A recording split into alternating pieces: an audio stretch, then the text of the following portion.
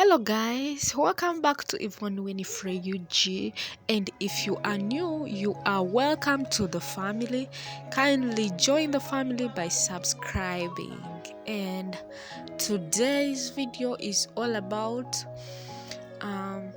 how I transform some dresses or some clothes in my boutique into nice and elegant garments. So in this video I'll be transforming this dress that you are seeing.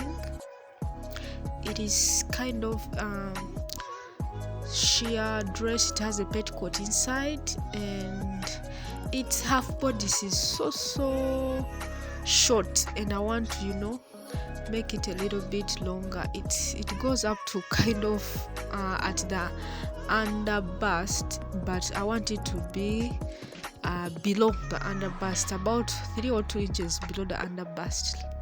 So that's it. It is stretchy, and the skirt is a gathered skirt, and the upper one is just as you see it. So now, to start off, what I'll be doing is I want to first get the measurement that I want. So measuring this, it is about 12 inches or 13 inches. It is really too short for an adult. I think it just fits a kid, but I want my half bodies to be about 15 inches. So I have this sequence top that I want to add onto the skirt of this dress so that it becomes an elegant garment. So now this is the top. So from this top I'm going to take off what I want. So I want about 15 inches as the half bodies.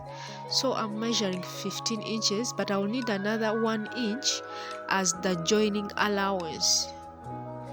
So now I'm just going to get my chalk and my pins and mark what I want, and then I'll just pin where I want my top to stop. So let me show you what I'm going to make. So I'm going to, the other dress, I just want the lower part, the skirt part of it. So putting it onto this top, it will be like that. So now moving on, I'll just get my scissors, but before cutting I have to make sure it is really the length that I want. So I can just mark again or pin again, as you see, and then I just cut that off. So remember to leave some joining allowance after determining the length of the top that you want. Leave some joining allowance. That's what I did also. So this is now what I have. That is the top, all the half bodies that I have. So putting it aside, I'm bringing back the dress, and I'm going to, just because of the silhouette of this dress, because of its style, it has that inner lining and then the gathers. I would have seam ripped the two parts apart, but then it will be a long journey. So I'm just going to cut off this thing that I don't want to use, leaving some joining allowance onto the gathered skirt, and this is what I have. Remember, I've left some joining allowance, so you can even leave it there and have a skirt out of this dress, or continue as we are doing in this video. So now I have to mark my sides. So now I'm determining where the sides are. So after determining where the sides are, I bring back my half bodies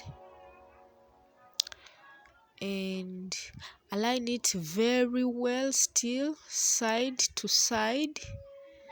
It is so both of these parts are on the right side. So I'm determining the side of this half bodies also, and then I'll just pin side to side onto the skirt. Remember, it is on the right side, but while sewing I'll just take it onto the wrong side.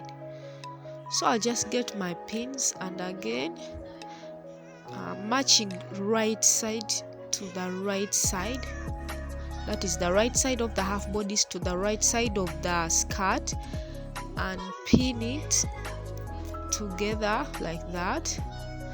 and also the other side again, right side. I think you're seeing how I'm flipping it so that I join everything together, right side to the right side. Then I place my pin there.